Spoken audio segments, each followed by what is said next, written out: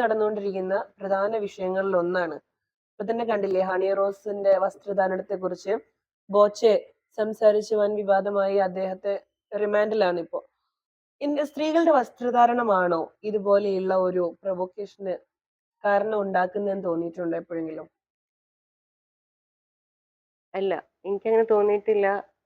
അങ്ങനെയാണെങ്കിൽ ഈ 6 മാസം പ്രായമുള്ള കുട്ടിക്ക് എന്ത് വസ്ത്രം നമ്മൾ ധരിപ്പിക്കുന്നത്? അല്ലെങ്കിൽ 90 വയസ്സായ വൃദ്ധയെ ലൈംഗികമായി ഉപയോഗിക്കുന്നുണ്ട്.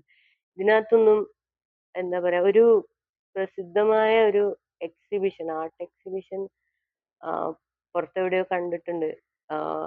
I was wearing this when I was raped എന്ന് കണ്ടു. എന്നിട്ട് ഒരുപാട് റേപ്പ് വിക്ടിംസ് റേപ്പ് ചെയ്യപ്പെട്ടപ്പോഴുള്ള ധരിച്ച വസ്ത്രങ്ങൾ ഇങ്ങനെ അതിനകത്ത് ബുർക്കയുണ്ട്, ബിക്കിനി ഉണ്ട്, എല്ലാ ടൈപ്പ് സാധനങ്ങളും ഉണ്ട്. അപ്പൊ ഇതൊക്കെ എന്ന് പറഞ്ഞാ എന്താ പറയാ, അതിന്റെ ബ്ലെയിം ഡിഫ്ലക്ട് ചെയ്യാനുള്ള ഒരു വഴി മാത്രമാണ്. അതായത് അത് നടന്നത് നീ കാരണമാണെന്ന് പെണ്ണിനോട് പിന്നെയും പറഞ്ഞുകൊണ്ടിരിക്കുക. അത് നടന്നതിന്റെ ഒരൊറ്റ കാരണമേ ഉള്ളൂ. ആ ആൾക്ക് ആഹ് എന്താ പറയാ, ലൈംഗികമായിട്ട് മറ്റൊരാൾ ഉപയോഗിക്കണമായിരുന്നു. വേറൊരു കാരണവും ഇല്ല അതിന്.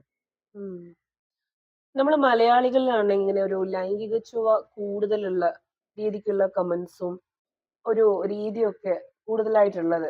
ഇതിനെക്കുറിച്ച് ഈ മലയാളികൾക്ക് മാത്രം എന്താ ഇങ്ങനത്തെ ഒരു സംഭവം വരുന്നതായിട്ട് തോന്നിയിട്ടുള്ളത്? മലയാളികൾക്കാണെന്ന് ഞാൻ സത്യത്തില് കൂടുതലും വിശ്വസിക്കുന്നില്ല. ഒന്നാമത് മലയാളികള് എല്ലാ ഒരുപാട് സമൂഹങ്ങളെ പോലെ ഭയങ്കര patriarchal ആയിട്ടുള്ള ഒരു സമൂഹം തന്നെയാണ്.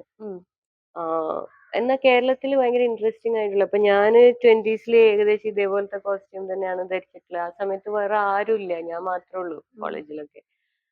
ഇപ്പം പക്ഷെ അങ്ങനല്ല. കുറേ പേര്, അപ്പം വസ്ത്രധാരണത്തിലടക്കം കേരളത്തിൽ ഒരുപാട് മാറ്റങ്ങൾ വരുന്നുണ്ടെന്ന് തന്നെയാണ് എനിക്ക് മനസ്സിലായിട്ടുള്ളത്. പിന്നെ എന്താ പറയാ, വേറെയും ഇപ്പൊ അഫ്ഗാനിസ്ഥാൻ താലിബാൻ പോലുള്ള സമൂഹങ്ങളൊക്കെ നിലനിൽക്കും. ഇതേ കാലഘട്ടത്തിൽ തന്നെ നിലനിൽക്കുന്ന അത്ര സ്ത്രീ വിരുദ്ധത, ഇങ്ങനെ എല്ലാ കാര്യത്തിലും ജനല് വെക്കാൻ പാടില്ല വീട്ടില്, അതേപോലുള്ള കാര്യങ്ങൾ പറഞ്ഞുകൊണ്ടിരിക്കുന്ന അങ്ങനെയുള്ള എക്സ്ട്രീം അതും ഉണ്ട്. നമ്മൾ ലോകം മുഴുവൻ നോക്കുമ്പോൾ പലതരം എക്സ്ട്രീമിലാണ് ഈ പേട്രിയാർക്കി പല സ്ഥലങ്ങളിലും അനുഭവിക്കുന്നത്. അപ്പോൾ കേരളത്തിനെ സംബന്ധിച്ച് ഞാൻ മനസ്സിലാക്കുന്നത് എന്താന്ന് വെച്ചാല്, ഒരു ആം, എന്താ പറയാ, ഈ കൊളോണൈസേഷനുമായി ബന്ധപ്പെട്ടിട്ട് ഇവിടെ ബ്രിട്ടീഷുകാർ വന്നതിന് ശേഷം ആണ് ഇവിടെ പൊതുസമൂഹം മാറുമറിക്കാൻ തുടങ്ങിയത്.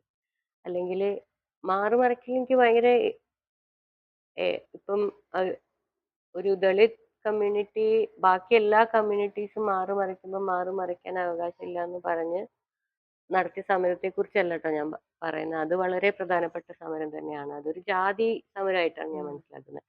പക്ഷേ ഒരു മാറി മറയ്ക്കുക എന്ന് പറയുന്ന ഒരു രീതിയെ നിലവിലില്ലാത്ത ഒരു സമൂഹത്തിനെ നിർബന്ധമായിട്ട് മാറി മറയ്ക്കേണ്ട ഒരു അവസ്ഥയിലേക്ക് വരെ എത്തിക്കുന്നത് ഇവിടെ കൊളോണിയലിസം ആണ്. അത് കഴിഞ്ഞ 200-300 വർഷത്തിനുള്ളിൽ സംഭവിച്ചാണ്. അതുവരെ എത്രയോ നൂറ്റാണ്ടുകൾ മാറി മറയ്ക്കാതെ സ്ത്രീകളും മനുഷ്യരും എല്ലാവരും ജീവിച്ചൊരു, കാരണം ഈ വസ്ത്രധാരണം എന്ന് പറയുന്നത് കാലാവസ്ഥയായി ബന്ധപ്പെട്ടിട്ടുള്ള ഒരു കാര്യമാണ്.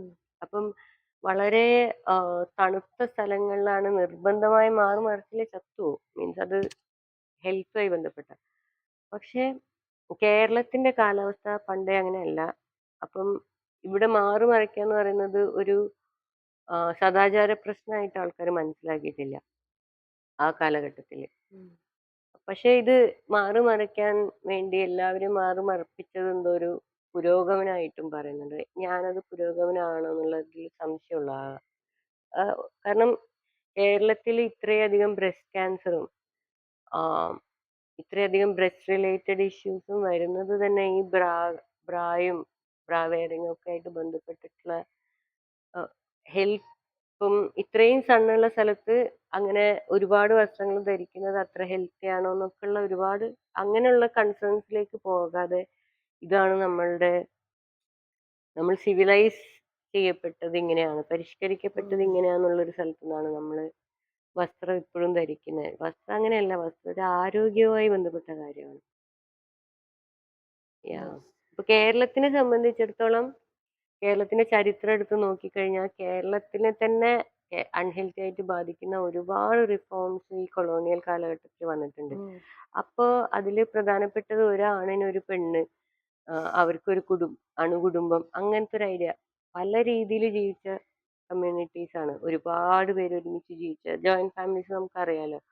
അങ്ങനെയുള്ള ഇതാണോ ഹെൽത്തി എന്നുള്ളതിലുള്ള തർക്കമല്ല ഞാൻ പറയുന്നത്. അത് ചൂസ് ചെയ്യാനുള്ള ഒരു അധികാരം എന്ന് പറയുന്ന സാധനമുണ്ടല്ലോ, ചോയ്സ് ഉണ്ടല്ലോ, അതില്ലാതാക്കുക എന്ന് പറയുന്ന ഒരു മിനിമം ഇതാണ്. ഇങ്ങനെയാണ് പുരോഗമനം. ഉം. ഇതല്ലാത്തൊക്കെ തെറ്റാണ്.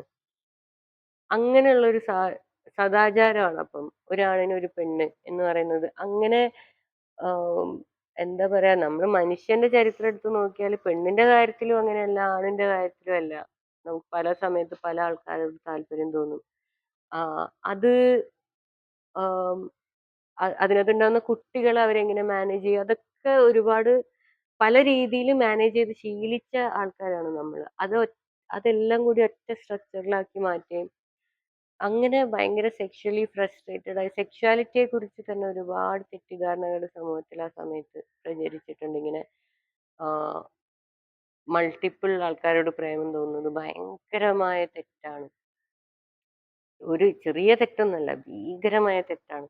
അത് നീ നല്ല മനുഷ്യനല്ല എന്നാണ് അത് കാണിക്കുന്നത്. അങ്ങനെ ഒരു മനുഷ്യന്റെ സ്വാഭാവികമായിട്ടുള്ള പെരുമാറ്റങ്ങളെ തന്നെ അയാളുടെ ഇന്റൻസിറ്റീസിന്, അയാളുടെ കമ്മ്യൂണിക്കേഷനൊക്കെ ബ്രേക്ക് ചെയ്യുന്ന രീതിയിലാണ് ഈ ബ്രിട്ടീഷ് കൊളോണിയലിസം നമ്മളുടെ ആം, മാനസികാവസ്ഥയിലേക്ക് ഇടപെട്ടിട്ടുള്ളത്. അപ്പൊ അത് എല്ലാ കൊളോണിയൽ, ആഫ്രിക്ക ആയിക്കോട്ടെ, എല്ലാ കൊളോണിയൽ രാജ്യങ്ങളെ സംബന്ധിച്ചിടത്തോളം ഇതിങ്ങനെ സംഭവിച്ചിട്ടുള്ള ഒരു കാര്യം. അത് നമുക്ക് ആം, എന്താ പറയാ, അഡീച്ചി എന്ന് പറയുന്ന റൈറ്ററിന്റെ പേർപ്പിൾ ഹിബിസ്കസ് എന്ന് പറഞ്ഞ നോവൽ വായിച്ചാൽ നമുക്ക് കാണാൻ പറ്റും. അങ്ങനെ ഒരുപാട് ആഫ്രിക്കൻ ലിറ്ററേച്ചറിലൊക്കെ ഇതിനെക്കുറിച്ച് കൃത്യമായി പറയുന്നുണ്ട്. അപ്പൊ നമ്മൾ ശരിക്കും ഡീകോളോണൈസ് ആണ് നമ്മൾ ചെയ്യുന്നത്. ആ പ്രോസസ്സിലാണ് ഈ പേട്രിയാർക്കിയും ഈ സെക്ഷൽ ഫ്രസ്ട്രേഷനും ഒക്കെ ഇല്ലാതാവുക എന്നുള്ളത്. നമ്മളുടെ ഒരു ഇൻഡിജിനസ് വിസ്ഡത്തിലേക്കോ അല്ലെങ്കിൽ ഇവിടെ ഇപ്പോഴും ഈ പെട്രിയാർക്കി ഇതേപോലെ പ്രാക്ടീസ് ചെയ്യാത്ത ആദിവാസി സമൂഹങ്ങളുണ്ട്. അപ്പൊ ആ പ്രാക്ടീസിൽ ആൾക്കാർ ഹെൽത്തി ആണോ, അവർ സന്തോഷത്തോടെയാണോ, പീസ്ഫുൾ ആയിട്ടാണോ ജീവിക്കുന്നത്, അത് നമ്മൾ അന്വേഷിച്ചിട്ടില്ല. നമ്മൾ പറയുന്നത് അവർ പുരോഗമിച്ചിട്ടില്ല എന്നാ പറയുന്നത്. ആ ബേസിക് ആയിട്ടുള്ള കാര്യങ്ങൾ അന്വേഷിച്ച് അതിലേതാണ് ശരി തെറ്റ് എന്നൊക്കെ മനസ്സിലാക്കാനുള്ള ഒരു സാഹചര്യം ഇവിടെ ഉണ്ടാവുക എന്നുള്ളതാണ് നമ്മൾ ഈ സെക്ഷൽ ഫ്രസ്ട്രേഷൻ ഒക്കെ അഡ്രസ്സ് ചെയ്യുമ്പോൾ ചെയ്യേണ്ടതെന്ന് തോന്നുന്നു. ഞാൻ എല്ലാ മനുഷ്യരെയും, മീൻസ് മനുഷ്യരെ പൊതുവെ ഞാൻ കുറ്റക്കാരായിട്ട് കാണുന്നില്ല.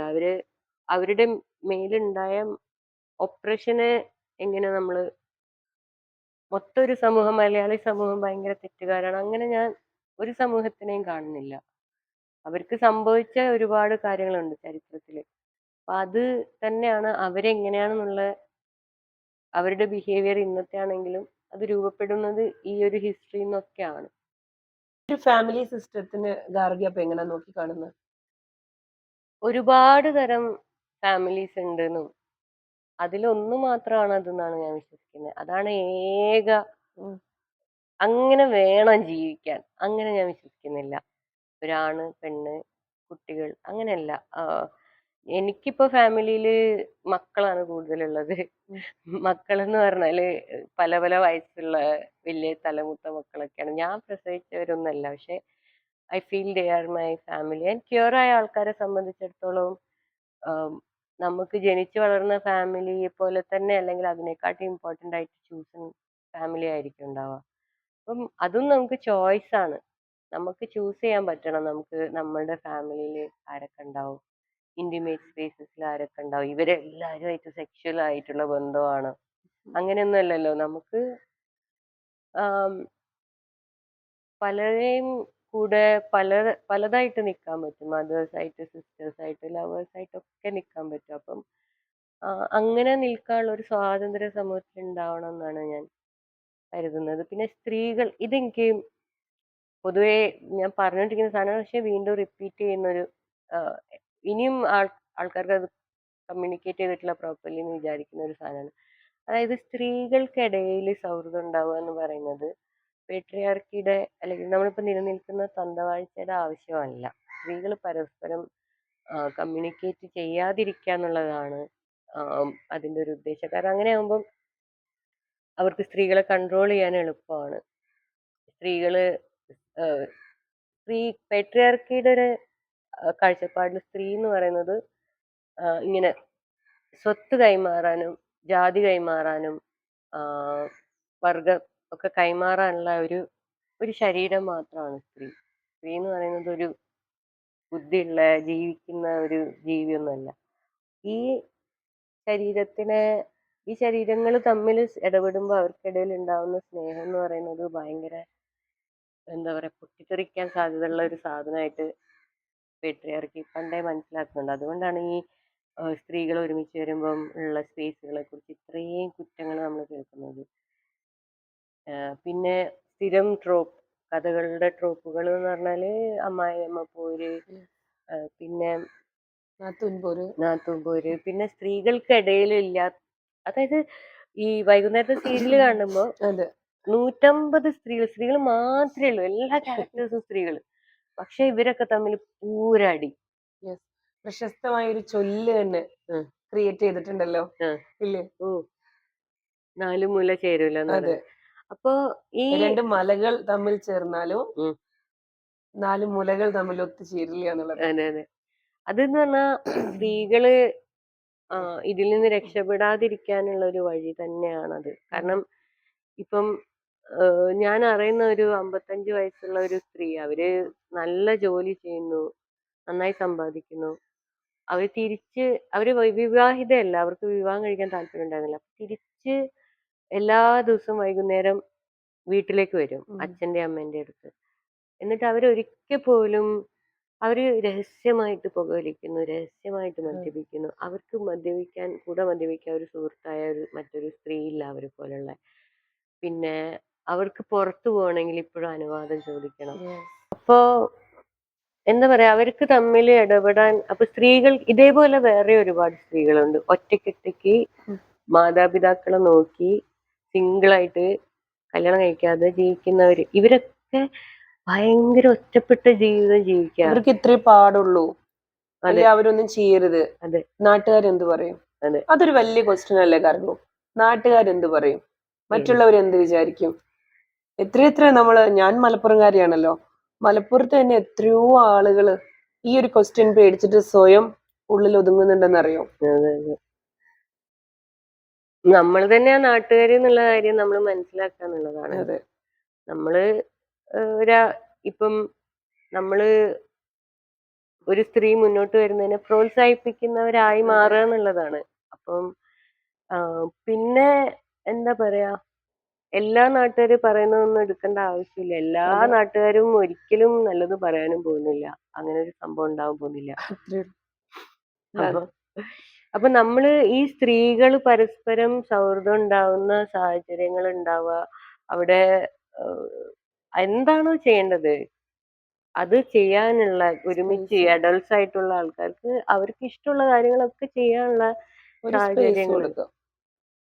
അതിനു വേണ്ടിയിട്ട് അങ്ങനെ സ്ത്രീ സൗഹൃദത്തിനെയും സ്ത്രീകളായി സ്വയം മനസ്സിലാക്കുന്ന ക്യൂർ ആയിട്ടുള്ള ആൾക്കാര്, സ്ത്രീകളായി ജനിച്ചിട്ട് സ്ത്രീകളായിട്ട് ഫീൽ ചെയ്യാത്ത ക്യൂർ ആയിട്ടുള്ള ആൾക്കാര്, എല്ലാവർക്കും വന്ന് എന്താ പറയാ ഒരുമിച്ച് നിൽക്കാനുള്ള ഒരു സ്പേസ് എന്നുള്ള രീതിയിലാണ് നമ്മള് വനജ കളക്റ്റീവ് ഇമാജിൻ ചെയ്യുന്നത്. അപ്പൊ പെൺ സൗഹൃദം എന്ന് പറയുന്നത്, നമ്മുടെ ഇടയിലുള്ള സിസ്റ്റർഹുഡ് എന്ന് പറയുന്നത്, നമുക്കിടയിൽ പരസ്പരമുള്ള ട്രസ്റ്റ് എന്ന് പറയുന്നത് വളരെ ഇമ്പോർട്ടന്റ് ആണ് വനജ കളക്റ്റീവില്. അതൊന്നുകൂടി എക്സ്പ്ലെയിൻ ചെയ്തോ? എന്താ വനജ കളക്റ്റീവില് പെൺ സൗഹൃദം, ട്രസ്റ്റ് എന്ന് പറയുന്നത്? പെൺ സൗഹൃദം എന്ന് പറയുന്നതും ട്രസ്റ്റ് എന്ന് പറയുന്നതും പരസ്പരം കൂടെ ഉണ്ടായിരിക്കുക എന്ന് പറയുന്നതും ഒക്കെ വനജ കളക്റ്റീവിന് വളരെ വളരെ പ്രധാനപ്പെട്ട കാര്യങ്ങളാണ്. അതിന്റെ ബേസ്, അതാണ് അതിന്റെ അടിസ്ഥാനം എന്നുള്ളത്. അതെ, എനിക്ക് തോന്നുന്നു വനജ കളക്റ്റീവിൽ ഇപ്പോൾ ഉള്ള ആളുകള് വിവിധ തരത്തില് വ്യത്യസ്ത മേഖലകളിൽ ജോലി ചെയ്യുന്ന ഒരു കൂട്ടായ്മ തന്നെയാണ് അല്ലേ? എല്ലാരും ഒരുമിച്ച് കൂടുന്ന ഒരു കൂട്ടായ്മയായിട്ട് ഇപ്പൊ എനിക്ക് ഫീൽ ചെയ്തിട്ടുണ്ട്.